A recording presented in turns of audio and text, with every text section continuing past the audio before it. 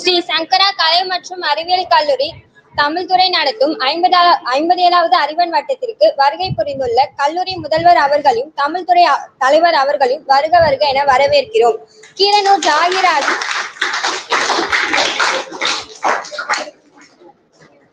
ஜாகிராஜாவின் காலத்தை விஞ்சி நிற்கும் கலை என்ற நூல் வாசிப்பு அரங்கிற்கு நெறியாளராக வருகை தந்துள்ள தமிழ்துறை உதவி பேராசிரியர் முனைவர் பா. ஜானகி அம்மா அவர்களையும் வருக வருக என வரவேற்கிறோம். ஜாகிர் ராஜாவின் கருத்துக்களை நம்மிடம் பகிர வந்துள்ள முதுகலை தமிழ் முதலாம் ஆண்டு மாணவர்களையும் வருக வருக என வரவேற்கிறோம்.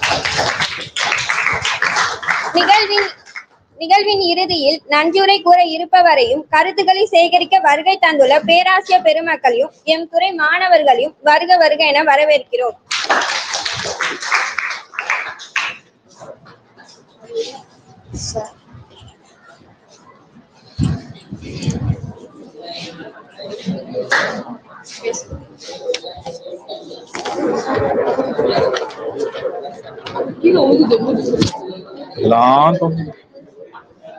சரி, அனைவருக்கும் வணக்கம். நம்முடைய துறையில நடைபெறக்கூடிய 57வது அறிவன் வட்ட நிகழ்வு இது. இந்த நிகழ்விலே இன்றைய ஒரு தலைப்பாக, அதாவது எதை பற்றி நாம் இந்த நிகழ்வில் சிந்திக்க இருக்கிறோம் என்று சொன்னால், கீரனூர் ஜாகிர் ராஜா என்று சொல்லக்கூடியவர் எழுதியிருக்கக்கூடிய காலத்தை விஞ்சி நிற்கும் கலை என்கிற நூலை அடிப்படையாக கொண்டு பல்வேறு ஆளுமைகள் இலக்கிய உலகத்துக்கு ஆற்றி இருக்கக்கூடிய இலக்கிய பங்களிப்பை பற்றி நம்முடைய மாணவர்கள் ஒவ்வொருவரும் ஒவ்வொரு கட்டுரையை எடுத்துக்கொண்டு அந்த ஆளுமைகளை பற்றி விரிவாக பேசுவது, அவர்களுடைய படைப்புகளினுடைய போக்கை பற்றியும், என்னென்ன படைப்புகளை எல்லாம் அவர்கள் செய்திருக்கிறார்கள் என்பதை பற்றியும், அந்த படைப்புகள் எத்தகைய அதிர்வளைவுகளை இந்த சமூகத்துல ஏற்படுத்தி இருக்கிறது என்பதை பற்றியும் இருக்கக்கூடிய அனைத்து மாணவர்களும் அறிந்து கொள்வதற்கு ஏதுவாக ஒருவர் படித்துவிட்டு படித்த கருத்தை மற்றவர்கள் கேட்பது, பகிர்ந்து கொள்வது, அது சார்பாக உரையாடுவது என்கிற அடிப்படையில இந்த இன்றைய நிகழ்வானது இந்த காலத்தை விஞ்சி நிற்கும் கலை என்கிற அந்த நூலை அடிப்படையாக கொண்டு இந்த அரங்கமானது வடிவமைக்கப்பட்டிருக்கிறது. இதுல 10 மாணவர்கள் 10 ஆளுமைகளை குறித்து அந்த 10 கட்டுரைகளிலே இந்த நூலிலே பேசப்பட்டிருக்கக்கூடிய அந்த கட்டுரைகளினுடைய பேசப்பட்ட செய்தியின் அடிப்படையில் அந்த கருத்துக்களை உங்களோடு பகிர்ந்து கொள்ள இருக்கிறார்கள். இது ஒரு ஆரோக்கியமான போக்கு. ஏனென்று சொன்னால், மாணவர்கள் ஒருவர் எல்லா நேரங்களிலும் முயன்று எல்லாவற்றையும் அறிந்து கொள்வதற்கு விரும்புவதில்லை. ஆனாலும் இது போன்ற பொது அரங்குகள்ல சொல்லப்படுகின்ற கருத்துக்களை கேட்கிற போது அது நல்வாய்ப்பாக அவர்கள் அதற்கு ஏதுவான ஒரு சூழல் இல்லாவிட்டாலும் கூட இந்த வாய்ப்பினை பயன்படுத்தி கொண்டு இந்த நேரத்தை அவர்களுக்கு பயனுள்ளதாக அது மாற்றித்தரக்கூடிய ஒரு நிகழ்வாக இது அமைகிறது. அந்த அடிப்படையில இப்படி இந்த 10 ஆளுமைகளை பற்றி ஒரு பரந்து பார்வையில மேலோட்டமாக தெரிந்து கொள்வதற்கு இந்த நிகழ்வு பெரும் பயனுடையதாக இருக்கும். இந்த வாசிப்பு அரங்கை நெறியாள்கை செய்வதற்காக இன்றைக்கு பொறுப்பேற்றிருக்கக்கூடிய பேராசிரியர் முனைவர் பா. ஜானகி அவர்கள் உங்களுக்கு நன்கு அறிமுகமானவர். அவரை பற்றி நான் இன்னும் கூடுதலாக சொல்ல வேண்டியதில்லை. சங்க இலக்கியத்துல அவர் தன்னுடைய ஆய்வு பொறுமையை அமைத்து கொண்டவர். இன்றைக்கு இந்த நூலிலே மாணவர்கள் பகிர்ந்து கொள்ள இருக்கக்கூடிய அந்த கருத்துக்களை குறித்து அதை நெறியாள்கை செய்து உங்களோடு அவர் அதை வழிநடத்தி செல்வார்.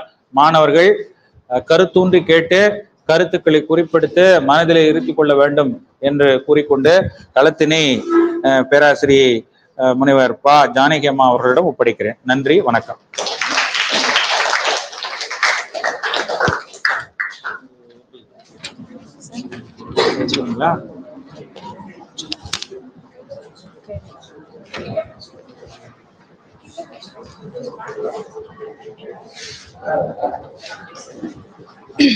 அனைவருக்கும் வணக்கம். இந்த 57வது அறிவன் வட்டம் நிகழ்வு, இதுல காலத்தை விஞ்சி நிற்கும் கலை, ஆசிரியர் கீரனூர் ஜாகிர் ராஜா அவர்கள். முதல்ல இது எதை தொடர்பில் கொண்ட இந்த தலைப்பின் நம்ம இந்த கட்டுரை வாசிப்புகளை கவனிக்க போகிறோம் அப்படின்னு தெரிஞ்சுக்கோங்க. இது ஒரு இக்கால இலக்கியம் தொடர்பான ஒரு தலைப்பு. இக்கால இலக்கியம் அப்படின்னு சொல்லும் போது நாவல், சிறுகதை, கதை, கட்டுரை, இப்படி நிறைய நம்ம சொல்லிட்டே போலாம். புது கவிதை வரைக்கும் இந்த கவிதைகளை இந்த தொகுப்புகளை, இந்த கட்டுரை தொகுப்புகளை எழுதிய இந்த கீரனூர் ஜாகீர் ராஜா வந்து அவர் வாசித்து அனுபவித்த சில வாசிப்பாளர்கள், அதாவது நவீன தமிழ் எழுத்தாளர்களை பற்றிய கருத்துக்களை இந்த கட்டுரையில் நம்மளோட பகிர்ந்து விளக்கம் அளிச்சிருக்காரு, எழுதியிருக்காரு. இதுல வந்து ஜாகீர் ராஜா அவரை பற்றிய குறிப்புகள் அப்படின்னு பார்க்கும்போது, அவர் வந்து பழனியை சேர்ந்தவர், கீரனூர் அப்படின்ற ஊரை சேர்ந்தவர். நவீன தமிழ் எழுத்தாளர்களில் அவரும் ஒருவர். சிறுகதை, நாவல், கட்டுரை போன்ற பல பல நூல்களையும் எழுதியுள்ளார். அதுல இது ஒண்ணு, காலத்தை விஞ்சி நிற்கும் கலை. இந்த தலைப்பை பார்க்கும் பொழுது பல ஆண்டுகளை கடந்தும் நம் மனதில் நிலையாக நின்றிருக்கக்கூடிய நவீன எழுத்தாளர்களுடைய படைப்புகளையும், அவர்கள் படைத்த அந்த எவ்வாறு படைத்தனர், அவர்களுடைய படைப்பு திறமையை பற்றியும் முழுமையாக நமக்கு இந்த கட்டுரை தொகுப்பில் அவர் எடுத்து கூறியுள்ளார். காலத்தை விஞ்சி நிற்கும் கலை பல அதாவது நூற்றாண்டுகளை கடந்து, அரை நூற்றாண்டுகளை கடந்து நம் மனதில் பதிந்துள்ள சில நாவல்கள், சிறுகதைகள், அதை எழுதிய ஆசிரியர்கள், எழுத்தாளர்கள், அதாவது நா. பிச்சமூர்த்தி, புதுமை பித்தன், ஜெயகாந்தன், கு. அழகிரிசாமி, கி. ராஜநாராயணன், சுந்தர ராமசாமி, அதுக்கப்புறம் பொன்னீலன், இது மாதிரி நிறைய பேர் நம்ம சொல்லிட்டே போலாம். இவர்களுடைய எழுத்துக்களை எல்லாம் இவர் வாசித்து அனுபவித்து, அவர்கள் சொல்லக்கூடிய கருத்துக்கள், மக்களுக்கு அவங்க என்ன அந்த நூலின் மூலமாக அவங்க சொல்லியிருக்காங்க, அது மக்களுடைய மனதில் எவ்வாறு ஒரு தாக்கத்தை ஏற்படுத்தியது அப்படின்ற தகவலை எல்லாம் இந்த கட்டுரை தொகுப்பில் அவர் அழகாக சொல்லியிருக்கின்றார். கட்டுரை தொகுப்புகள்ல வந்து ஏகப்பட்ட ஆசிரியர்கள் கொடுத்திருக்கிறார்.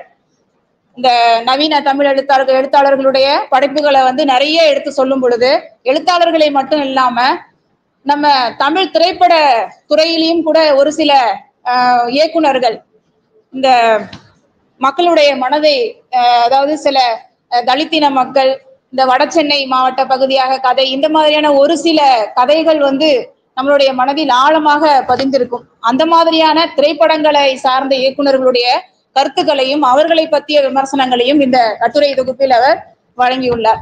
இதுல குறிப்பா திரைப்பட இயக்குனர்கள் அப்படின்னு சொல்லணும்னா பாலா, அதுக்கப்புறம் பாலச்சந்திரன், அதுக்கப்புறம் பாலச்சந்தர், மிஷ்கின்ற ஒரு ஆளு. இவங்கெல்லாம் வந்து நவீன காலத்துல திரைப்படம் தயாரித்தவர்கள் அப்படின்னு சொல்லலாம். பெரும்பாலும் வடசென்னை பகுதிகள், சேரிவாழ் மக்கள், அதுக்கப்புறம் மெட்ராஸ் அப்படின்ற ஒரு திரைப்படம் வந்தது, அதெல்லாம் பார்த்திருப்பீங்க. இதெல்லாம் வந்து அந்த வடசென்னை பகுதிகளில் இருக்கக்கூடிய மக்கள் எப்படி அவங்களுடைய வாழ்க்கையை வாழ்றாங்க அப்படின்ற தகவலை தெரிவிப்பதற்காக வந்த திரைப்படங்கள் இதெல்லாமே. இந்த மாதிரி நவீன படைப்புகள் அப்படின்னு சொல்லிட்டு காலத்தை விஞ்சி நிற்கும் கலை அப்படின்ற தலைப்புல நவீன எழுத்தாளர்களையும் கொண்டு வந்து, அதற்கு பிறகு இந்த திரைப்பட தயாரிப்பாளர்கள் அவங்களும் ஏற்படுத்திய நம்மளுடைய நாட்டில் தாக்கத்தை ஏற்படுத்திய திரைப்படத்தையும் அவர் வந்து தெளிவாக இந்த கட்டுரை தொகுப்பில் வழங்கியுள்ளார். அந்த கட்டுரை தொகுப்பில் நிறைய கட்டுரைகள் இருந்தாலும் நமக்கு இதுல முதலாம் ஆண்டு முதுகலை மாணவர்கள் ஒரு 10 கட்டுரை தலைப்புகளை தேர்வு செய்து அதில் அவர்கள் எடுத்துக்கொண்ட படைப்பாளுமைகளை பற்றிய தகவல்களை உங்களுடன் பகிர்ந்து கொள்ள வந்திருக்கின்றார்கள். முதலில் நீ. ஜீவானந்தன் புதுமை பித்தன் பற்றி அவர் பேச இருக்கிறார். அவருடைய தலைப்பு காலத்தை விஞ்சி நிற்கும் கலை மேதமை. அவர்களை வந்து கட்டுரையை வழங்குமாறு அழைக்கிறோம்.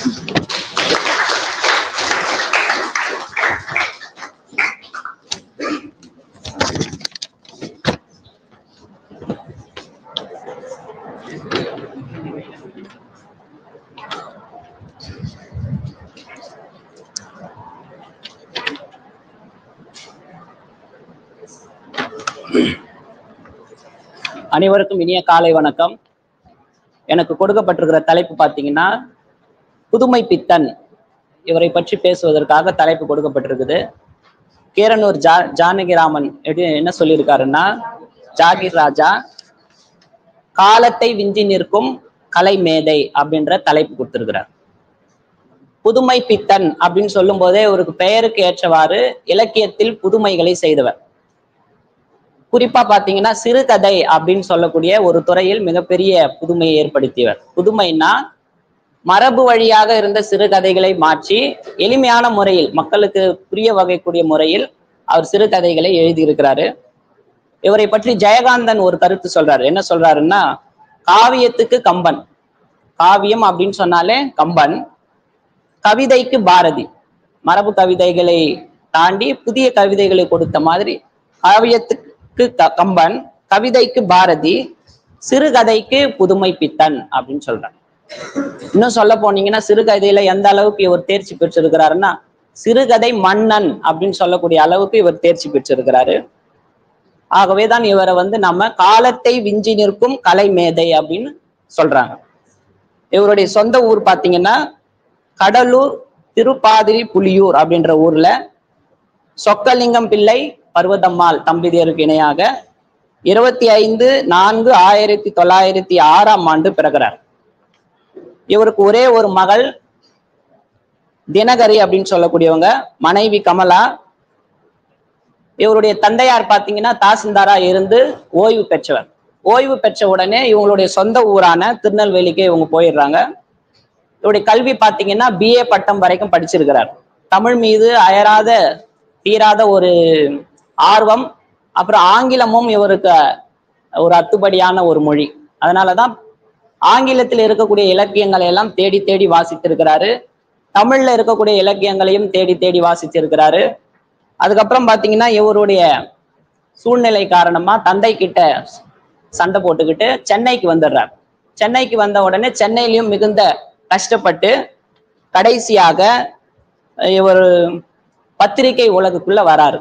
இதழ்கள் நடத்தக்கூடிய ஒரு பத்திரிகை அமைப்புக்கு வராரு. இவர் கொண்டு வந்தது யாருன்னு பாத்தீங்கன்னா வா ராமசாமி அப்படின்றவர் பத்திரிகை உலகத்துக்கு கொண்டு வராரு. இவருடைய முதல் படைப்பு குலோப் ஜான் காதல் அப்படின்னு சொல்லக்கூடிய முதல் படைப்பு 1933 காந்தி இதழ்ல வெளிவந்திருக்கு. இவருடைய சிறுகதைன்னு பாத்தீங்கன்னா 1934 ஆத்தங்கரை பிள்ளையார் அப்படின்னு சொல்லக்கூடிய சிறுகதை. இது மணிக்கொடி அப்படின்னு சொல்லக்கூடிய இதழில் வந்திருக்குது. ஊழியன் அப்படின்ற பத்திரிகையிலையும் இவர் உதவி ஆசிரியரா பணியாற்றிருக்கிறாரு. அது போக மணிக்கொடி, கலைமகள், ஜோதி, சுதந்திர சங்கு, ஊழியன், கிராம ஊழியன், சிவாஜி, தினமலர், தினசரி போன்ற பத்திரிகைகள் எல்லாவற்றிலும் இவர் பணியாற்றிருக்கிறார். இவருடைய எழுத்து பணின்னு பாத்தீங்கன்னா குறைந்தபட்சம் 15 ஆண்டுகளுக்குள்ளதான் 1934 ஆரம்பிச்சு 1948 குறைந்தது 15 ஆண்டுகளாக இருந்தாலும் நூற்றுக்கணக்கான சிறுகதைகள், அதே போன்று நூற்றுக்கணக்கான கட்டுரைகள், 15 கவிதைகள், சில நாடகங்கள், எண்ணற்ற மொழிபெயர்ப்புகள், புத்தக விமர்சனங்கள் எல்லாத்தையும் செஞ்சிருக்கிறார். குறிப்பா இவருடைய ஸ்பெஷல் என்னன்னு பாத்தீங்கன்னா சென்னை, தஞ்சாவூர், திருநெல்வேலி, நெல்லை போன்ற வட்டார மொழிகள்ல சிறுகதைகளை முதலில் எழுதிய ஒரு எழுத்தாளர் அப்படின்னு சொல்லி இவர் கூறப்படுகிறார். இவர் பல புனைப்பெயர்கள்ல சிறுகதைகளை எழுதியிருக்கிறார். சோவி, ரசமட்டம், மாத்ரு, கூத்தன், நந்தன், ஊழியன், கபாலி, சுக்ராச்சாரி, இரவல், விசிறி மடிப்பு, புதுமை பித்தன் அப்படின்னு சொல்லக்கூடிய பல புனைப்பெயர்கள்ல இவருடைய படைப்புகளை எழுதியிருக்கிறாரு. இவருக்கு பிடித்த பெயர் என்னன்னா, இத்தனை பெயர்கள் இருந்தாலும் புதுமை பித்தன் அப்படின்னு சொல்லக்கூடிய பெயர் தான் இவருக்கு பிடித்தமான பெயர் அப்படின்னு சொல்லியிருக்காரு. இவருடைய படைப்புகள் பாத்தீங்கன்னா காஞ்சனை, நாசகார கும்பல், மனித எந்திரம், பொன்னகரம், இது மெஷின் யுகம், சாப விமோசனம், கடவுளும் கந்தசாமி பிள்ளையும், ஒரு நாள் கழிந்தது, சிற்பியின் நகரம், செல்லம்மாள் அப்படின்னு சொல்லக்கூடிய இந்த சிறுகதைகள் எல்லாம் இவர் புகழுக்கு காரணமான சிறுகதைகளா சொல்லப்படுது. திரைப்பட துறையில கூட இவர் ஆர்வம் காட்டியிருந்ததுனால அதுலயும் சாதிச்சிருக்கிறார். ஔவை காமவல்லி அப்படின்னு சொல்லக்கூடிய படத்துக்கு எழுத்தாளராகவும் பணியாற்றி இருக்கிறாரு. அது போக சொந்த தயாரிப்புல ஒரு நிறுவனத்தை நிறுவி, திரைப்பட நிறுவனத்தை அதுல தோல்வி விட்டுட்டார். ஆனா இவருடைய 1947 ராஜமுக்தி அப்படின்ற படத்தை இயக்குறதுக்காக புனேக்கு போயிருக்கிறாரு. அப்படி போகும்போது காச நோயினால் பாதிக்கப்பட்டு அங்கிருந்து மறுபடியும் அவருடைய சொந்த ஊருக்கு சிகிச்சை பலன் என்று 1948 6ஆம் மாதம் 30ஆம் தேதி காலமாயிட்டார். இது புதுமை பித்தனுடைய குறிப்பு. இவரை பத்தி கீரனூர் ஜாகிர் ராஜா என்ன சொல்றாருன்னா, காலத்தை விஞ்சி நிற்கும் கலை மேதை இவர். அது மட்டும் இல்லாம இவர் புதிய நவீன இலக்கியங்களை வாசிக்க தொடங்கிய 90களில் இவருக்கு கிடைத்த முதல் புத்தகம் எதுன்னு பாத்தீங்கன்னா கானாசு எழுதிய புதுமையும் பித்தமும் அப்படின்னு சொல்லக்கூடிய ஒரு புஸ்தகத்தை தான் முதல்ல இவர் வாசிச்சிருக்கிறார். இவர் வாசித்து முடிச்சேன் அப்படின்னு சொல்றதை விட நான் வாசித்து நிறைய விஷயங்களை கத்துக்கிட்டேன் அப்படின்னு சொல்றாரு இந்த புஸ்தகத்தை பார்த்து. இவருடைய முக்கியமான ஒரு கதையாக என்ன சொல்றாருன்னா பொன்னகரம் அப்படின்னு சொல்லக்கூடிய ஒரு கதை. குறைந்தது 2.5 பக்கம் கூட வராதுங்களா, ஆனா அது ஒரு சிறப்பான கதை அப்படின்னு சொல்றாரு. அந்த 2.5 பக்கம் உள்ள ஒரு கதைக்கு கடைசி பேராவில தான் அம்மாளுன்னு சொல்லி ஒரு கேரக்டர் அறிமுகப்படுத்துறாரு. அம்மாளு பாத்தீங்கன்னா அவருடைய கணவருக்கு பால் கஞ்சி வாக்குறதுக்காக காசு இல்லை. இரவு நேரத்துல ஒரு இருட்டுக்குள்ள மறையறாங்க, 3/4 ரூபாய் சம்பாதிச்சுட்டாங்களாம். உடனே அவர் சொல்றாரு, கற்பு கற்பு அப்படின்னு சொன்னீங்களே, இவ்வளவுதான் நம்முடைய நாட்டினுடைய கற்பு, இதுதான் பொன்னகரம் அப்படின்னு சொல்லி அவருடைய கதையை முடிகிறார். 4 வரிகள் இருந்தாலும் நெஞ்சை தைக்கின்ற மாதிரி ஒரு குறிப்பை நமக்கு சொல்லிட்டு போயிடுற, இதுதான் அவருடைய சிறப்பு. சின்ன சின்ன பக்கங்கள் தான் வரும். அதே மாதிரி பாத்தீங்கன்னா கந்தவனும் காமனும், இது மெஷின் யுகம், தெருவிளக்கு போன்ற சிறு கதைகள் எல்லாமே 2 அல்லது 3 பக்கங்களுக்குள்ளே முடிஞ்சிடுது. சில கதைகள்ல பிரதான பாத்திரத்துக்கு பெயர் கிடையாது. சில கதைகள்ல பாத்தீங்கன்னா ஒரு கேரக்டர் இன்னொரு கேரக்டர் பேசிக்காது. அப்படி இருந்தாலும் இவருடைய கதைகளை மறுபடியும் வாசிக்கும் போது சலிப்பு தட்டாம ஆர்வம் இருக்கும் அப்படின்னு சொல்லிட்டு சொல்றாங்க. இது மெஷின் யுகம் அப்படின்ற ஒரு கதையில நகர வாழ்வின் இருளான பக்கங்களை ரொம்ப அருமையா இவர் சொல்லியிருக்கிறாரு. முதல்ல இவர் இவருடைய சின்ன சின்ன சிறுகதைகளை வாசித்து முடித்து அதுக்கப்புறம் செல்லம்மாள், நாசகார கும்பல் அப்படின்னு சொல்லக்கூடிய பெரிய பெரிய சிறுகதைகளை வாசிக்க தொடங்கின அப்படின்னு சொல்லிட்டு சொல்றார். இவருக்கு முன்னோடிகள் யாருன்னு பாத்தீங்கன்னா பாரதி, மாதவையா, வேதநாயகம் பிள்ளை, வாவேசு ஐயர் போன்றவர்களை முன்னோடியாக கொண்டிருக்கிறார் புதுமை பித்தன். இவர் பாத்தீங்கன்னா மரபு தாக்கம் விலகாத காலகட்டத்துல வாசிக்கிறவங்களுக்கு, வாசிக்கிற வாசகர்களுக்கு புரியாத கதைகள் அப்படின்னு வந்துட்டு இருக்கும்போது இவர் என்ன செய்ய ஆரம்பிக்கிறாருன்னா 90கள்ல எல்லாருக்கும் புரியக்கூடிய வகையில ஒரு புதுமையான சிறுகதைகளை எழுதுறார். அதோட பாத்தீங்கன்னா பூபாரா, பிச்சமூர்த்தி, மௌலி போன்ற எழுத்தாளர்களை மாதிரி அவங்க எழுதிட்டு இருக்கிற சமயத்துலதான் இவரை எழுதுறார். ஆனா அவர்களை விடவும் ஒரு தனித்துவம் வாய்ந்த ஒரு எழுத்தாளராக அன்றைய காலகட்டத்திலே ஒரு தனி இடம் பிடிச்சிருக்கிறார். இவர் பாத்தீங்கன்னா ராஜாஜி அப்படின்றவரை கூட விமர்சித்திருக்கிறாரு. மௌலிக்கு சிறுகதையின் திருமூலர் அப்படின்னு சொல்லக்கூடிய ஒரு பட்டத்தை கொடுத்திருக்கிறாரு.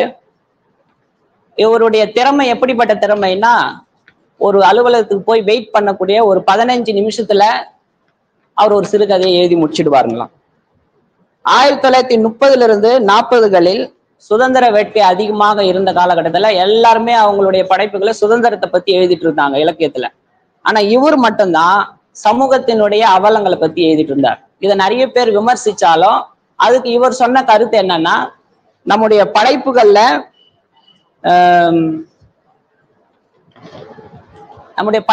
பிரசங்கம் இருக்கக்கூடாது, அது மக்களுக்கு தேவையானவைகள் மட்டும்தான் இருக்கணும் அப்படின்னு சொல்லிட்டு சொல்றார். கலைகளில் பிரசங்கம் கூடாது என்று சொன்னார். இவர் கதைகள் பாத்தீங்கன்னா தனிப்பட்ட முறையில பல பேருக்கு பல கருத்துக்கள் இருந்தாலும் ஜாகிர் ராஜா என்ன சொல்றாருன்னா, இவருடைய கதைகள் சிறப்பம்சமா இருக்கிறதுக்கு காரணம் 1 உள்ளடக்கம், 2வது சமூக விமர்சனம். இது 2ம் தான் இவருடைய கதைகளினுடைய சிறப்புக்கு காரணம் அப்படின்னு சொல்றார். ஒரு நாள் கழிந்தது கதையை மூலமா கதை எழுதுவதையே எழுத்தாளர் பணியை செய்து கொண்டிருக்கிற எழுத்தாளர்களுடைய வாழ்க்கையை காட்டுகின்ற ஒரு சிறுகதை ஒரு நாள் கழிந்தது அப்படின்னு சொல்றார்.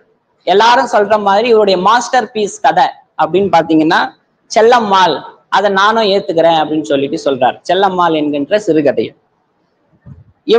இவரை பத்தி கடைசியா அவர் என்ன சொல்ல வர்றாருன்னா, இவர் ஒரு மேதை. அது மட்டும் இல்லாம இலக்கிய படைப்புகளில் ஒப்பிட்டு பார்க்கக்கூடிய சில எழுத்தாளர்கள்ல இவரும் ஒருத்தர். ஆயிரக்கணக்கான எழுத்தாளர்கள் இருந்தாலும் இவருக்கென்று தனி ஒரு முத்திரையை படைத்த ஒரு எழுத்தாளர் அப்படின்னு சொல்றார். நோபல் பரிசு பெற்ற சிலரை பின்னுக்கு தள்ளி நோபல் பரிசை காட்டிலும் மிக விலை உயர்ந்த பரிசுகள் கொடுத்தாலும் இவருக்கு ஈடாகாதுன்னு சொல்றாங்க. அந்த அளவுக்கு திறமை வாய்ந்தவர்.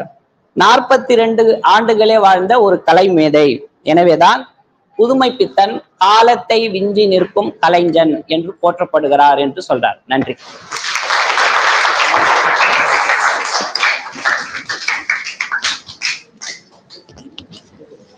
காலத்தை விஞ்சி நிற்கும் கலை மேதமை என்ற தலைப்பில் பேசிய ஜீவானந்தன் அவர்களுக்கு நன்றி. அவர் பேசிய புதுமை பித்தன் புதுமை பித்தன் வந்து எல்லாருக்குமே தெரிஞ்ச ஒருத்தர் தான். அவருடைய பொன்னகரம், துன்பக்கேணி இதெல்லாம் வந்து ஒரு சர்ச்சைக்கு உள்ளான ஒரு கதையாக இருந்தது. பல பேருடைய விமர்சனங்களை பெற்ற கதைகள் அப்படின்னு சொல்லலாம். பொன்னகரம் அப்படின்ற அந்த 2.5 பக்க கதையிலேயே ஒரு சர்ச்சையை, மாபெரும் சர்ச்சையை ஏற்படுத்தியவர் அப்படின்னு சொல்லலாம். அதற்கு பிறகு இந்த செல்லம்மாள் கதையை சொல்லும் பொழுது ஒரு கணவன் மனைவிக்கு இடையேயான உறவு நிலையை பற்றி அவர் சொல்லியிருப்பாரு. அதுவும் வந்து ஒரு சர்ச்சைக்கு உள்ளான கதை தான். பல பேர்களுடைய விமர்சனங்களை பெற்றாலும் இவருடைய எழுத்தானது என்றுமே தடைபடாமல் எழுதி கொண்டே இருந்தவர். இந்த மௌனி, கூபா, ராஜகோபாலன் இவங்கெல்லாம் வந்து ஒரு கற்பனையாக எழுதி கொண்டிருந்த ஒரு விஷயத்தை இவர் யதார்த்தமான ஒரு நடையில் அப்படியே என்ன நடக்குதோ, அவருடைய மனதில் என்ன தோன்றுகிறதோ அதை அப்படியே வெளிப்படுத்தி காட்டியவர் புதுமை பித்தன்.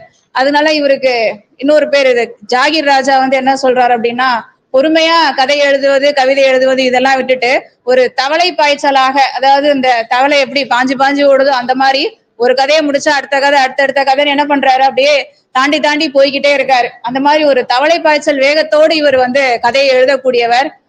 அந்த அளவிற்கு ஒரு திறமை வாய்ந்த கலை மேதமை அப்படின்றதுனாலதான் காலத்தை விஞ்சி நிற்கும் கலை மேதமை அப்படின்னு சொல்லி இவரையே ஜாகிர் ராஜா பாராட்டி இருக்கிறாரு. காலத்தை விஞ்சி நிற்கும்னா காலம் கடந்தும் கூட அவருடைய சிறுகதை தொகுப்பு, நாவல்கள் எல்லாமே வந்து மனதை விட்டு நீங்காத இடம் பிடித்தவையாக இருக்கக்கூடியவை. ஆகையால் இந்த தலைப்பு புதுமை பித்தன். அடுத்ததாக சித்தி ஜுனைதா பேகம் எழுத்தாளரை பற்றி பேச வருகிறார் கோ பிரியங்கா. தலைப்பு 20ஆம் நூற்றாண்டின் இஸ்லாமிய அதிசயம்.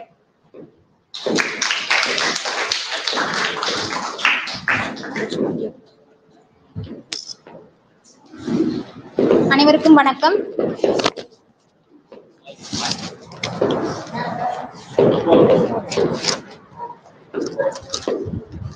இருபதாம் நூற்றாண்டினுடைய ஒரு இஸ்லாமிய அதிசயம்.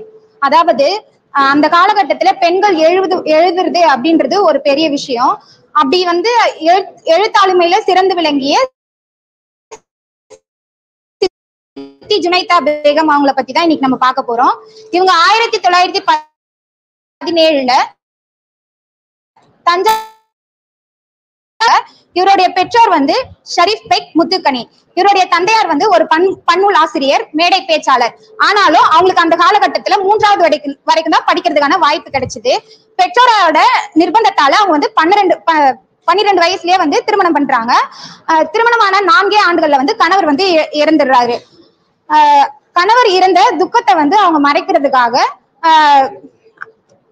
தன்னுடைய எழுத்து பணியை வந்து தொடங்குறாங்க.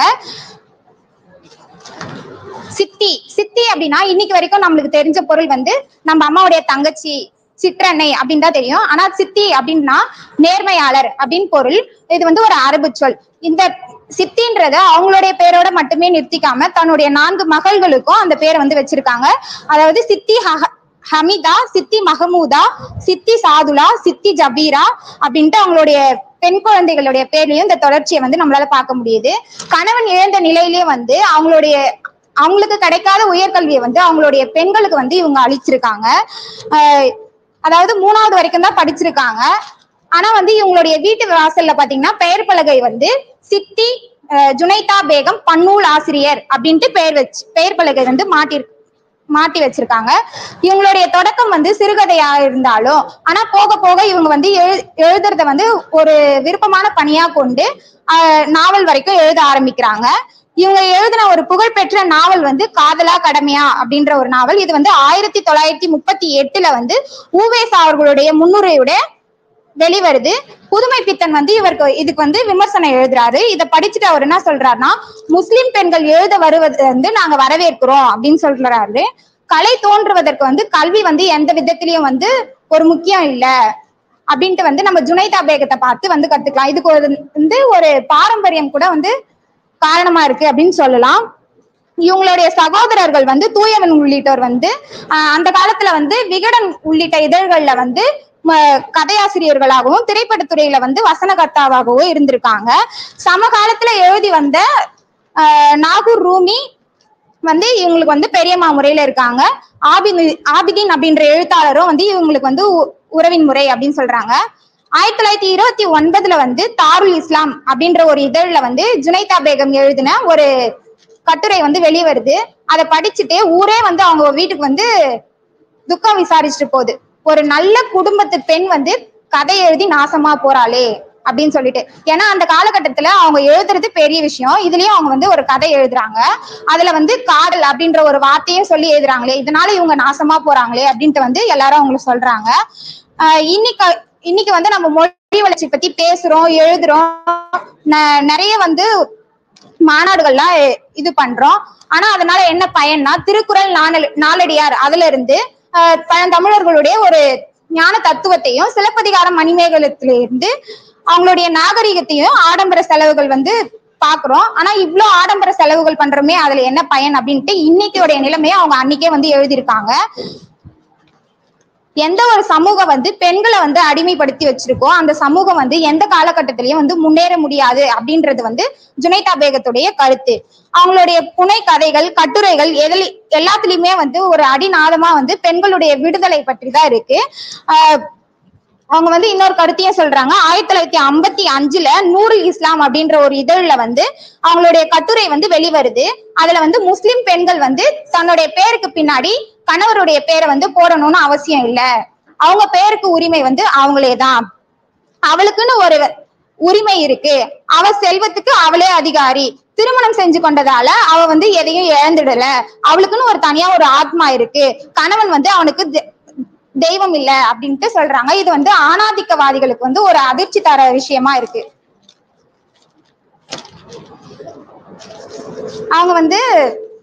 அவங்க எழுதின கட்டுரை தொகுப்புகள்லாம் வந்து இஸ்லாமும் பெண்களும் அப்படின்ற தலைப்புல வந்து வெளிவந்திருக்கு. இது எழுதி கிட்டத்தட்ட ஒரு 60 ஆண்டு காலம் ஆயிடுச்சு. அவங்க எழுதின படைப்புகள் வந்து இஸ்லாமும் பலதார மனமும், பெண்கள் சினிமா பார்க்கலாமா, பெண்களும் சமையலும், பெண் கல்வி, அன்னை, முஸ்லிம் பெண்களும் விவாக விளக்கும் போன்ற பல கட்டுரைகளை வந்து மதசார்பற்ற தன்மையில அவங்க எழுதியிருக்காங்க. காதலா கடமையா அப்படின்ற நாவல் வந்து 80 பக்கம் கொண்டது. இது வந்து தெளிவான விளக்கத்தோட வந்து எல்லாரும் படிச்சு அறிஞ்சுக்கிற மாதிரி அவங்க எழுதியிருக்காங்க. சண்பகவல்லி தேவி அல்லது தென்னாடு போன்ற அப்பாசிய குலத்தோன்றல் அவருடைய ஒரு குறு நாவல் அப்படின்னு சொல்றாங்க. மகிழம்பு, மலைநாட்டு மன்னன், ஹலிமா அல்லது கற்பின் மாண்பு, பெண் உள்ளம் அல்லது கணவனின் கொடுமை, நாகூர் ஆண்டவர் வாழ்க்கை வரலாறு, முஸ்லிம் பெருமக்கள் வரலாறு என்று இவங்க வந்து நிறைய எழுதியிருக்காங்க. வரலாற்று பின்பற்றி ஒரு நூல் எழுதுனது ரொம்ப கஷ்டம். ஆனா இவங்களுடைய படைப்புகள் எல்லாமே வந்து வரலாற்று பின்னணி கொண்டது அப்படின்னு சொல்றாங்க.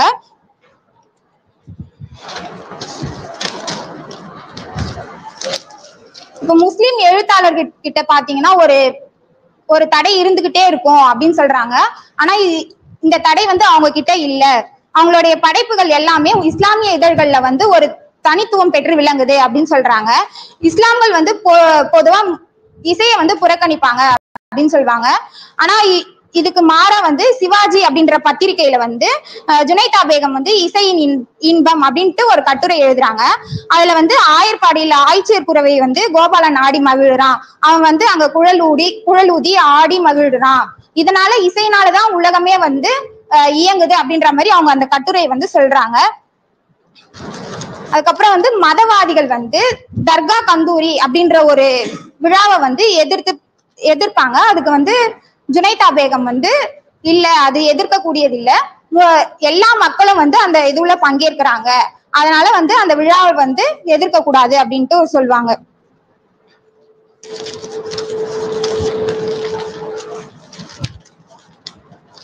ஜுனைதா பேகம் எழுத தொடங்கின காலகட்டம் வந்து ஒரு தமிழ்ல வந்து புது எழுத்து தொடங்கிய காலம் அப்படின்னு சொல்றாங்க. பாரதியும் அவரை தொடர்ந்து மணிக்கொடி காலமும் உள்ள வந்த காலம் அப்படின்னு சொல்றாங்க. மணிக்கொடியில வந்து ஆலி சாஹிப் அப்படின்ற ஒரு இஸ்லாமிய எழுத்தாளர் வந்து எழுதியிருக்காரு.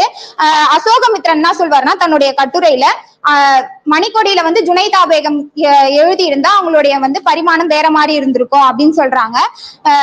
இஸ்லாம்ல வந்து ஜுனைதா பேகத்துக்கு அப்புறம் பெண்கள் வந்து யாரும் வந்து பெரிதா வந்து எழுத முன் வந்ததா தெரியல. ஒரு சிலர் எழுத முன் வந்திருக்காங்க, ஆனா அவங்களும் ஈழத்து பெண்கள் தான், அவங்க கூட சேர்ந்து எழுதுறதுக்கு வேற யாரும் முன் வரல அப்படின்னு சொல்றாங்க. ஜுனைதா பேகம் இறப்பதற்கு 4 நாள்களுக்கு முன்னாடி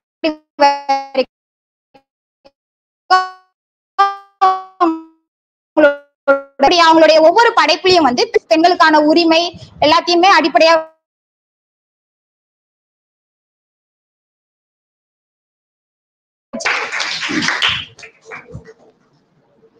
நன்றி மேம். சித்தி ஜுனைதா பேகம் இவங்க வந்து 3ஆம் வகுப்பு வரை மட்டுமே படித்தவர். 12 வயதில் திருமணம் நடைபெறுகின்றது. அதற்கு பிறகு 4 ஆண்டுகளில் கணவர் இறந்து விடுகிறார். அந்த ஒரு ஒரு ஒரு கொடுமையான ஒரு சூழலில் வளர்ந்தவர். அதற்கு பிறகு கணவர் இறந்த அந்த கொடுமையை தாங்கிக் கொள்ள முடியாமல் தான் எழுத ஆரம்பிச்சிருக்கேன் அப்படின்ற ஒரு தகவலை அவருடைய நேர்காணல் ஒன்றுல சொல்லியிருப்பாரு. 4 ஆண்டுகள் கழித்து அந்த எழுத தொடங்கிய அந்த கட்டுரைகள் எல்லாமே, நாவல், சிறுகதை எல்லாமே வந்து பாத்தீங்கன்னா பெண் விடுதலைக்காகவே அதிக முக்கியத்துவம் கொடுத்து குரல் கொடுத்தவர். அதாவது திருமணம் செய்துகிட்டா ஒரு பெண் வந்து அடிமை கிடையாது, ஆண்களுடைய அந்த இனிஷியல் சொல்றோம், அதை வந்து ஆணுடைய பெயரை நாம் சேர்த்து கொள்ள தேவையில்லை. இந்த மாதிரி சமுதாயத்துல வந்து நிறைய எதிர்ப்புகளை மீறியும் ஒரு இஸ்லாமிய பெண்ணாக இருந்து அதை வந்து சாதிச்சவர் அப்படின்னு சொன்னா அது வந்து இவரை சித்தி ஜுனைதா பேகம் அவர்களை சொல்லலாம். இன்னொரு விஷயம் என்னன்னா, இந்த ஜாகிர் ராஜா அப்படின்னு சொல்றோம், இவர் வந்து ஒரு இஸ்லாமிய சமயத்தை சார்ந்தவர். அவருடைய கட்டுரை தொகுப்புல நிறைய இடங்கள்ல இஸ்லாமிய கட்டுரை தொகுப்புகளும் இடம்பெற்றுள்ளது. அதுல இந்த ஒரு கட்டுரை தொகுப்பும் ஒன்று. இஸ்லாமிய மக்களுடைய அடித்தள, அதாவது உயர்குடியில் பிறந்த இஸ்லாமியர் பற்றிய நூல், நாவல் எல்லாம் வெளிவந்து கொண்டிருக்கின்ற நிலையில இவர் எழுதிய ஜாகிர் ராஜா வந்து எழுதின இஸ்லாமிய மக்களுடைய அடித்தள மக்கள் இருக்காங்க இல்லையா, அவங்களுடைய வாழ்க்கையை வெளிக்கொண்டு வந்து அவங்க அந்த இஸ்லாமிய சமயத்தை சார்ந்த பெண்கள் எவ்வாறு கஷ்டப்பட்டு முன்னேறி வராங்க, எப்படி இந்த மாதிரியான தகவல்கள் எல்லாம் திரட்டுவதற்காக இந்த மாதிரி ஒரு சில முஸ்லிம் சமயத்தை சார்ந்த எழுத்தாளர்களையும் இந்த கட்டுரை தொகுப்பில் சேர்த்துள்ளார். அடுத்ததாக கு புஷ்பராஜ், அழகிரிசாமி எழுத்தாளுமை. கட்டுரை தலைப்பு கரிசல் மண்ணின் அன்பளிப்பு.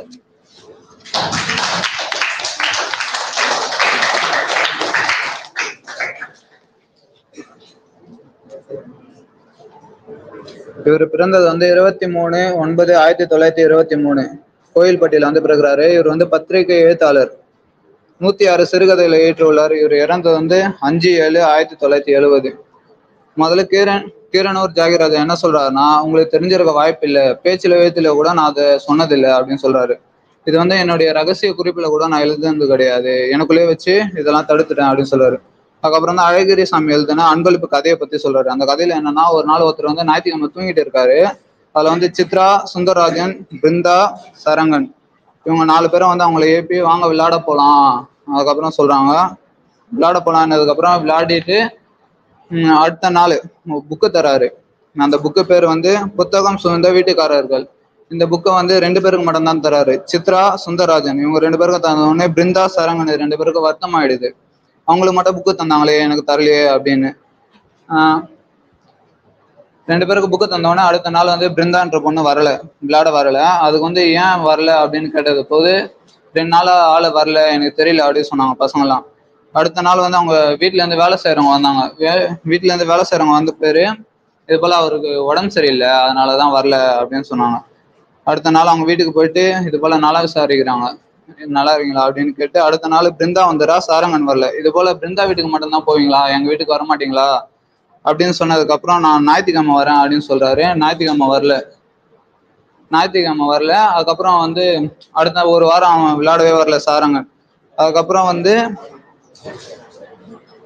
சாரங்கன் விளையாடவே வரல. அடுத்த நாள் ஞாயிற்றுக்கிழமை வந்து கூட்டம் போகும்போது இது போல பின்னாடி ஏதோ மறைச்சு எடுத்துட்டு வரான். என்னது சாரங்கன்னு கேட்கும் போது ஒரு புக்கில் அன்புள்ள சாரங்கனுக்கு அப்படின்னு எழுதி கொடுங்க அப்படின்னு சொல்றான். இது வந்து என்னன்னா, ஒரு புக்கு வந்து ஒருத்தவங்களுக்கு கொடுத்து இன்னொருத்தவங்களுக்கு கொடுக்கலன்னா அதோடைய வலி எவ்வளவு பெருசு அப்படின்னு வந்து சொல்றாங்க இந்த கதையில. அது வந்து அதே போலதான் கீரனூர் ஜாகிர் ராஜா வந்து இதே போல எனக்கும் அவரு நண்பருக்கும் புக்கு கிடைக்கல அப்படின்னு சொல்லிட்டு வருத்தப்படுறாரு. இதே போல சாரங்கன் போல கோவப்பட்டு போயிடுறாரு. கோவப்பட்டு போனதுக்கு அப்புறம் எங்கள் ஊர்ல வந்து அழகிரிசாமி வாழ்ந்ததில்லை அப்படின்னு சொல்றாரு. கதையில சிறந்தவரான தமிழ்ச்செல்வன் இவர் வந்து ஒரு நேரடி ஒளிபரப்புல வந்து இது போல அன்பளிப்புன்ற ஒரு கதையை நான் எழுத மாட்டேனும் அப்படின்னு வந்து சொல்றாங்க. இது கதை இல்ல, கதையின் உணர்வுகள் மட்டும்தான் அப்படின்னு சொல்றாங்க.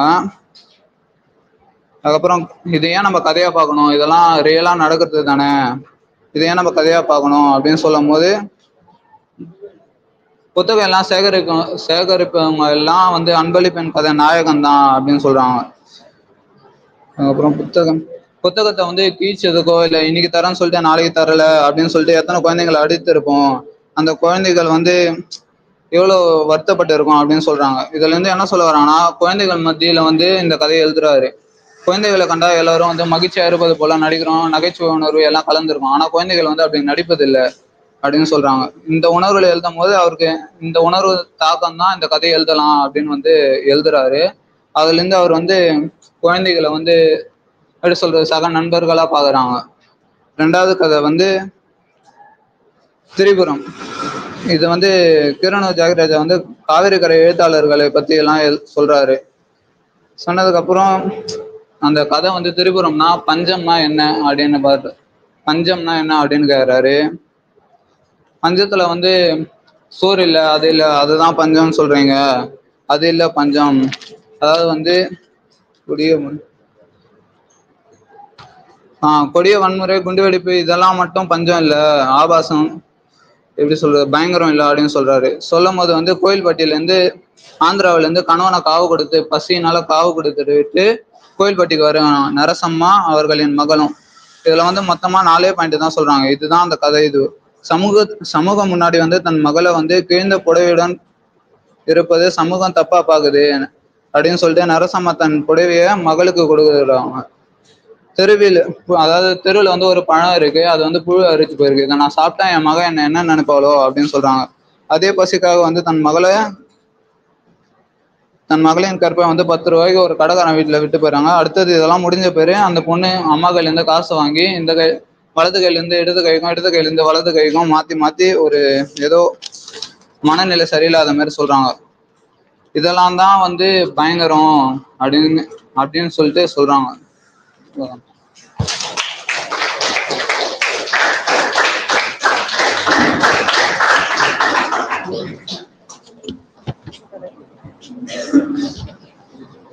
கு. அழகிரிசாமி, கரிசல் மண்ணின் அன்பளிப்பு. அன்பளிப்பு அப்படின்றது ஒரு கதை. அந்த அன்பளிப்பு அப்படின்றதுல வந்து பாத்தீங்கன்னா குழந்தைகளை பத்தி அதிகமான கருத்துக்களை சொல்லியிருப்பாங்க. குழந்தைகளை வந்து நம்ம அதிகமா விளையாடுவோம், திட்டுவோம், எல்லாம் பண்ணுவோம். ஆனா அந்த குழந்தைகள் வந்து நம்ம கிட்ட எப்படி எப்பவுமே ஒரே மாதிரி உண்மைத்தன்மையாகவே இருப்பாங்க. நம்ம அக்கம் பக்கத்து குழந்தைகளை நேரடியா நம்ம கண்ணில் பாக்குற அந்த காட்சிகளை அவருடைய கதையில கொண்டு வந்திருப்பாரு. அதுக்கு பிறகு இன்னொரு கதை இவருடையது முக்கியமா சொல்லணும்னா திரிபுரம் அப்படின்ற அந்த கதை. அது வந்து எப்படின்னா பஞ்சம், ஒரு நாட்டுல பஞ்சம் ஏற்பட்டுச்சுன்னா எப்படியெல்லாம் கஷ்டம் வரும், எப்படியெல்லாம் மக்கள் கஷ்டப்படுவாங்க அப்படின்ற அந்த கதையை சொல்லியிருப்பாரு. அதுல வந்து நரசம்மா, வெங்கட்டம்மா அப்படின்ற 2 பெண்மணிகளை மையமாக வைத்து அந்த கதையை எழுதியிருப்பாரு. இத ஜாகிர் ராஜா அவர்கள் சொல்லும் போது பாத்தீங்கன்னா நமக்கெல்லாம் ஒரு 2 தலைமுறையினரை பார்க்கும் பொழுது பஞ்சம் அப்படின்னா என்ன அப்படின்றத யாருமே நேரடியா பார்த்திருக்க மாட்டோம். அந்த பஞ்சம் அப்படின்றது வந்து என்னன்னா சாப்பாட்டுக்கே வழி இல்லாம, உடுக்க உடை இல்லாம, அந்த மாதிரி ஒரு வெறும் மாவு, கிழங்கு இந்த மாதிரியான சாப்பாட்டு முறைகளை மட்டுமே உண்டு வாழக்கூடிய ஒரு காலகட்டமாக இருந்தது. அத திரிபுரம் அப்படின்ற கதையில இவர் சொல்லும் பொழுது அந்த 2 பெண்கள் உடுத்துவதற்கே எப்படி உடை இல்லாம இருந்தாங்க, எப்படி உணவு இல்லாம இருந்தாங்க அப்படின்றத, அவங்களுடைய பசி கொடுமையை வந்து பயங்கரம் அப்படின்னு சொல்றாரு. ரொம்ப பயங்கரமான ஒரு சூழல்ல அந்த பெண்மணிகள் வாழ்ந்து வந்தனர் அப்படின்றாரு. அதுக்கு பிறகு அந்த பசி கொடுமையோட அந்த பெண்மணிகள் எல்லாம் அடுத்து அவங்க படக்கூடிய கொடுமைகள் இதெல்லாம் வந்து இன்னும் அதிபயங்கரம் அப்படின்ற மாதிரி அத வந்து சித்தரிச்சு சொல்லியிருப்பாரு. அந்த அளவிற்கு கொடுமையானது அந்த பசிப்பிணி அப்படின்றத இந்த திரிபுரம் அப்படின்ற கதை மூலமா அவரு விவரிச்சு சொல்லியிருப்பாரு. கு. அழகிரிசாமி புதுமை பித்தனுடைய ஏற்கனவே பார்த்த புதுமை பித்தனுடைய பொன்னகரம் அப்படின்ற அந்த கதைக்கும் இந்த திரிபுரம் அப்படின்ற கதைக்கும் ஓரளவுக்கு நெருங்கிய ஒற்றுமை உண்டு. ரெண்டுமே விமர்சனத்திற்கு உள்ளான ஒரு சர்ச்சைக்கு உள்ளான ஒரு கதை தான்.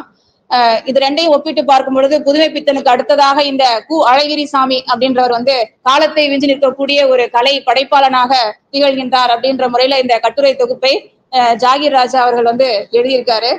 அடுத்ததாக யாரு? பே. மேனகா. சா. தனலட்சுமி.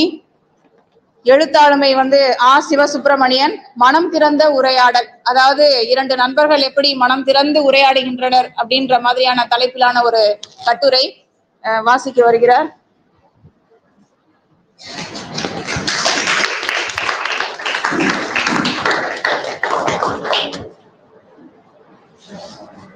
பிறந்து சிறந்த மொழிகளில் சிறந்தே பிறந்த மொழி தமிழ் மொழி என என் உரையை துவங்குகிறேன். பேராசிரியர் ஆ. சிவசுப்பிரமணியன். 2 தோழர்களின் மனம் திறந்த உரையாடல். சிவசுப்பிரமணியனுக்கு தமிழ் சமூக விஞ்ஞானி என்று அவருக்கு ஒரு பேர் இருக்கு. இவருடைய ஆய்வுகளும் ஆக்கங்களும் களப்பணிகளும் தமிழுக்கு மிகவும் முக்கியமானவையாக இருக்குது. வரலாறு என்னும் பெயரில் எழுதி வைக்கப்பட்ட அனைத்தையும் இவர் ஏற்றுக்கொள்ளாமல் அதிலிருந்து ஒரு புதிய வரலாறை உருவாக்குவது இவருடைய நோக்கம். வரலாற்று வரைவுகள், கல்வெட்டுக்கள், பட்டயங்கள், தொல்லியல் குறிப்புகள், நாணயங்கள், அரசு ஆவணங்கள் மட்டுமே சான்றாக எடுத்துக்கொள்ளக்கூடிய இந்த காலத்துல வாய்மொழி வழக்காறுகள், வழிபாட்டு முறைகள், இது இரண்டையுமே கொண்டு அவர் ஒரு புதிய கருத்தை உருவாக்குறாரு. மந்திரமும் சடங்குகள், கிறிஸ்தவ சாதி, அடித்தள மக்களின் வரலாறு, இத பத்தி எல்லாம் அவர் நிறைய பேசியிருக்காரு. நா. முத்துமோகன், பேராசிரியர் ஆ. சிவசுப்பிரமணியன், இவங்க 2 பேருக்கும் இடையிலான இந்த உரைதான். நேர்காணல் அப்படிங்கிற ஒரு இதழை நடத்தி அதுல இருந்து இருக்கிற குறைகளை எல்லாமே இவங்க 2 பேரும் பேசுவாங்க. இந்த வகையில 9 நேர்காணல்களை இவங்க 2 பேரும் எதிர்கொள்ளிருக்காங்க. பேராசிரியர் ரா. வனமாமலை அவருடைய ஆராய்ச்சி அப்படிங்கிற ஒரு இதழில இருந்து இவங்க பேராசிரியர்கள் நிறைய பேரை கூப்பிட்டு அதுல என்ன குறைகள்லாம் இருக்கு அப்படின்னு சொல்லி அவங்க 2 பேரும் ஆலோசனை பண்றாங்க. அதுல இருக்கக்கூடிய கிறிஸ்தவர்களுடைய கலாச்சாரத்தையும் இஸ்லாமியர்களுடைய நாட்டுப்புறவியல் அப்படிங்கிற ஆய்வுகளையும் இவங்க எல்லாருமே ஆராய்ச்சி பண்றாங்க.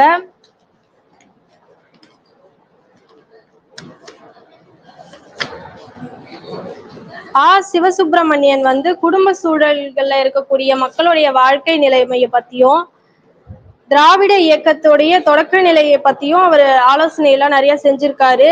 கட்சி வகுப்புகள் அப்படிங்கிற ஒரு கேள்வியை அவர் சொற்பொழிவு பண்ணும் பொழுது அந்த வகுப்புல இருக்கக்கூடிய போர்டு, சாக்பீஸ் 2மே இருக்கணும். அங்க ஆசிரியர்கள் சொற்களை மாணவர்களுக்கு எழுதி போட்டு அதை அவங்களுக்கு புரிய வைக்கணும் அப்படின்னு சொல்லியும் அவர் குறிப்பிட்டிருக்காரு. பேராசிரியர் நா. வனமாமலை என்ன சொல்றாருன்னா, கேள்விகளுக்கு பதில்களை மாணவர்களுக்கு புரியும்படியாக சொல்ல வேண்டும் அப்படின்னு சொல்றாரு. முனைவர் பட்டம் பெற்றவர்களும் இளம் முனைவர் பட்டம் பெறக்கூடிய ஆய்வாளர்களும் இங்க கண்டிப்பா இருக்கணும். அவங்க இந்த கேள்விகளுக்கு பதில்களை அறிந்து கொள்ளும் வகையில இந்த அமைப்பானது அமைக்கப்பட வேண்டும்னு சொல்றாங்க. முற்போக்கு படைப்பாளர்கள் சில கேள்விகளை கேட்டு அவங்களுக்கான பதில்களையும் அவங்க பெற்றுக்கொள்ளலாம் அப்படின்னு சொல்றாரு. தன்னுடைய ஆய்வு அனுபவங்களை பற்றியும் அவர் அங்க நிறைய அந்த மாணவர்களுக்கு புரியும்படி கூறியிருக்காரு. அது மட்டும் இல்லாம தன்னை பத்தியும் அவர் நிறைய அந்த இடத்துல பேசியிருக்காரு. இவருடைய உரையாடல்கள்லாம் பாத்தீங்கன்னா மாணவர்களுக்கு எளிமையா புரியும்படியாகவும் நிறைய அமைஞ்சிருக்கு.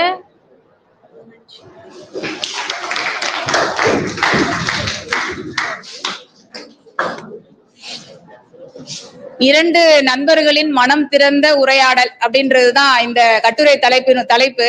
அதுல பாத்தீங்கன்னா நா. முத்துமோகன் அப்படின்றவர் தான் ஆ. சிவசுப்பிரமணியம் அப்படின்றவர்கிட்ட நேர்காணல், அவர் என்னென்ன எல்லாம் செய்தாரு, என்ன கட்சியில அதிகமா அரசியல் கட்சிகள்ல இருந்து ஆள் அவர் ஆ. சிவசுப்பிரமணியன் அவர் சொல்லக்கூடிய விளக்கங்களை ஒவ்வொன்றாக வரிசைப்படுத்தி, அதாவது நேர்காணல் 1, நேர்காணல் 2 அப்படின்ற மாதிரி நா. முத்துமோகன் அவர்கள் தொகுத்து அந்த நேர்காணல் எல்லாம் தொகுத்து வழங்கியிருப்பாரு.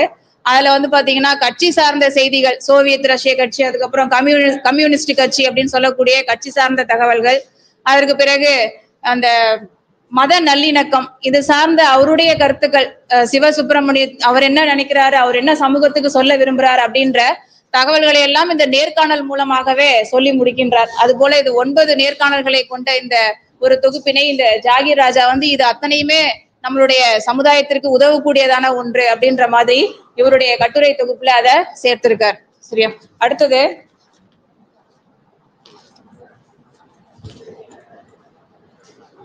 மேனகா, ஹெப்சிபா ஜேசுதாசன் ஒரு பனங்காட்டு கிராமத்தின் கதை. இது வந்து ஹெப்சிபா ஜேசுதாசன் அப்படின்னா, இப்ப நம்ம ஏற்கனவே ஒரு பெண் எழுத்தாளர் பத்தி பார்த்தோம். யார் அது? சித்தி ஜுனைதா பேகம் அப்படின்ற அவங்களுடைய கதையை பத்தி பார்த்தோம். அடுத்தது இவங்க ஹெப்சிபா ஜேசுதாசன். இவங்களும் வந்து ஒரு பெண் பேராசிரியர். இவங்க ஹெப்சிபா அப்படின்றவங்க தமிழ் பேராசிரியர் அப்படின்னு, ஆங்கில பேராசிரியர். இவங்களுடைய கணவன் வந்து ஜேசுதாசன். அவரு வந்து என்ன பண்றாரு, இவங்கள ஏதாவது ஒரு கதை கட்டுரை எழுத வைக்கணும் அப்படின்ற அந்த ஆர்வத்தை தூண்டுகின்ற அளவிற்கு அவரை ஒரு நாவல் கதை எழுதுற அளவுக்கு தூண்டி விடுறாரு. அவங்க அது மாதிரி அவங்க முதல்ல எழுதுனது வந்து புத்தம் வீடு அப்படின்னு சொல்லக்கூடிய ஒரு கதை. அந்த கதையை பார்க்கும் பொழுது புத்தம் வீடு அப்படின்னா ஒரு பனங்காட்டு கிராமத்தின் கதை. அந்த பனங்காட்டு பகுதியில எப்படி அவங்களுடைய வாழ்க்கை, அந்த பனையேறுபவர்களை அதாவது வேலைக்கு அமர்த்திருக்கக்கூடிய நிலப்பிரபுக்கள், இப்படி இரண்டு தரப்பட்ட மக்களுடைய கதை சொல்லக்கூடியது. இதுல வந்து கண்ணப்பச்சி அப்படின்னு சொல்லக்கூடியதுதான் இந்த புத்தம் வீடு அப்படின்றவருடைய அந்த கதை தலைவன். அவருடைய 2 மகன்களை வைத்து இந்த கதை நகர்கின்றது. அதுல வந்து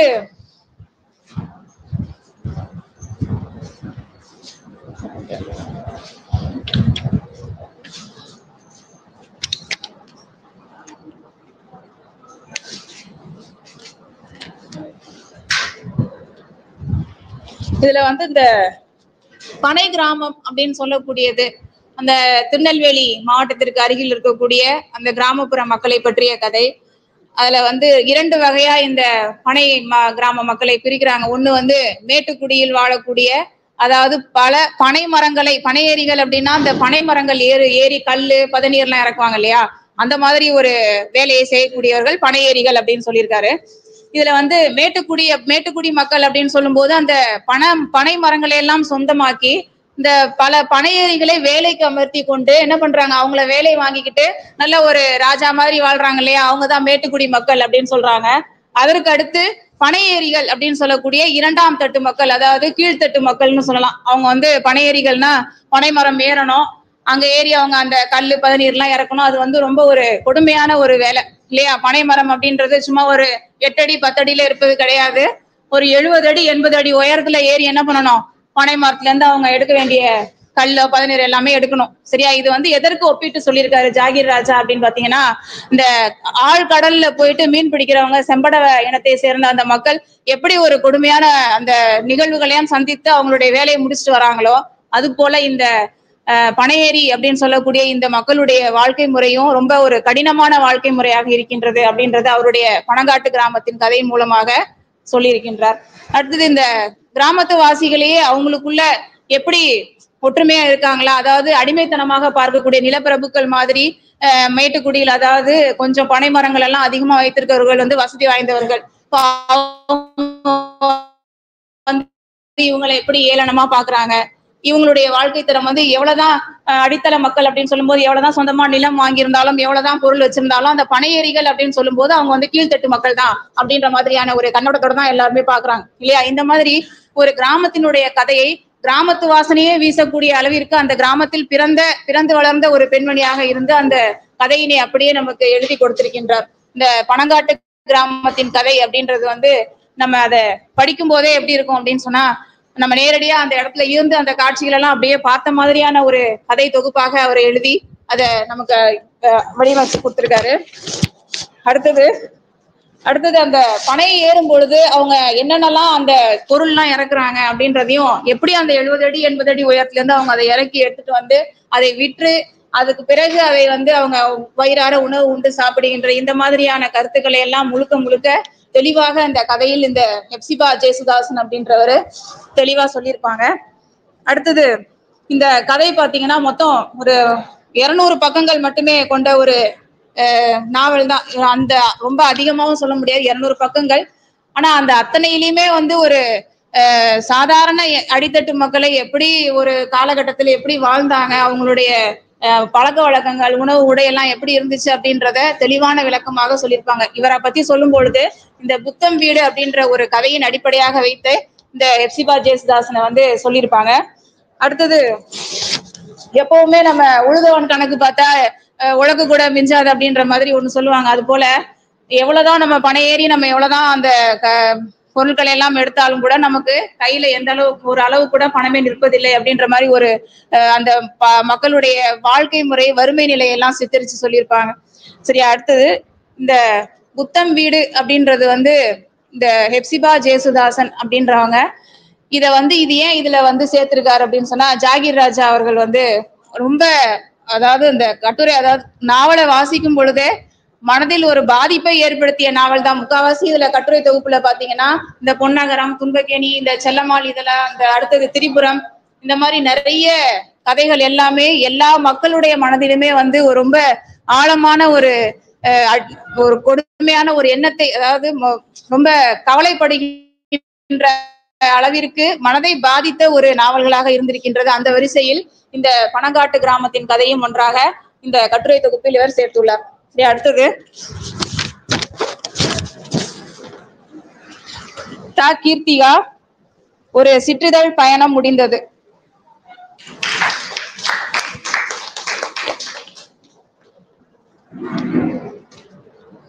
முச்சங்கம் வளர்த்த மொழி, உயிருடன் கலந்த மொழி, தேனினும் இனிய மொழி, செம்மொழி எனும் மகுடம் சூடிய என் தாய் மொழியாம் செந்தமிழை வணங்கி என் உரையை தொடங்குகிறேன்.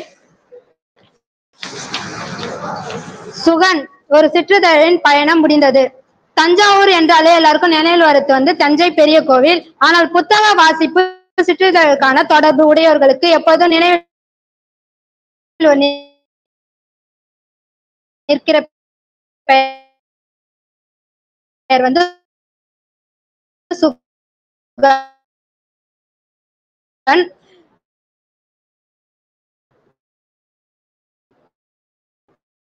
இவர் வந்து பெயர் வந்து கா சுந்தர சரவணன் என்றாலும் எல்லாரோட அறியப்பட்ட தவம் 200 நவீன படைப்பிலக்கியங்களுக்கான நாற்றங்களாக கவிதை, சிறுகதை, கட்டுரை, ஓவியங்கள் வழியே இதழ்தோறும் புது